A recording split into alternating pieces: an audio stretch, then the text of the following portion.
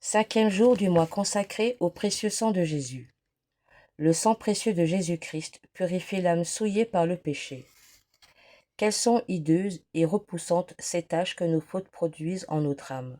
Nos péchés corrompent tellement notre âme que saint Augustin va jusqu'à dire: l'odeur d'un chien mort est préférable à celle qu'exhale une âme pécheresse devant Dieu. C'est pourquoi le prophète Isaïe, en parlant aux pécheurs, les exhorte à se laver et se purifier à la fontaine de vie. Mais quelle est cette fontaine de vie, si ce n'est pas le sang vivifiant et purifiant de l'agneau immaculé, où se plongent les âmes pour en sortir purifiées de toute souillure?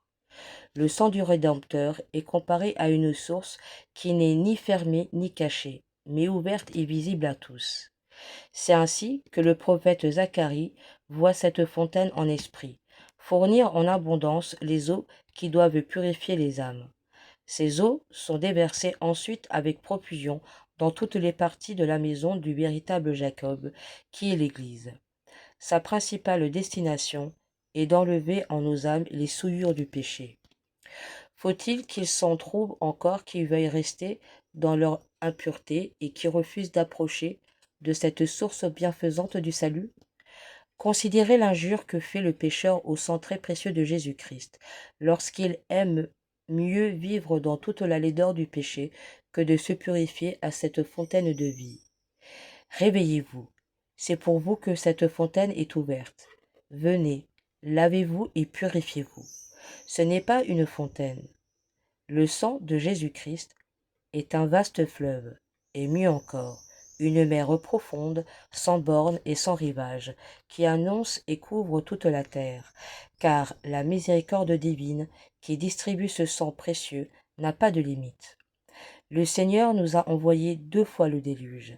La première fois au temps de Noé, à l'époque de l'inondation universelle de la terre.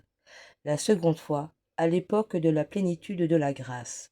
Le Verbe fait homme envoya encore le déluge dans ce monde, une grâce surabondante et l'effusion de son sang. Maintenant, voici l'occasion favorable de précipiter dans cette mer immense la masse de nos péchés.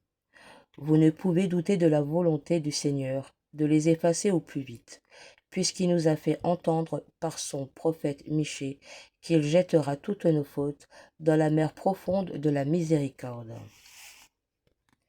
Prions. Très aimable Jésus, qui m'invite aujourd'hui à me plonger dans la mer immense de votre très précieux sang, afin de me purifier de toutes mes souillures. Je serais trop coupable envers vous si je faisais le sourd à l'invitation de votre grâce. Mon Jésus, je veux immerger mon âme tout entière dans ces eaux de miséricorde et de grâce. Purifiez-moi, Seigneur, dirai-je avec le lépreux de l'Évangile, parce que vous le pouvez. Un seul signe de votre volonté suffit pour me purifier.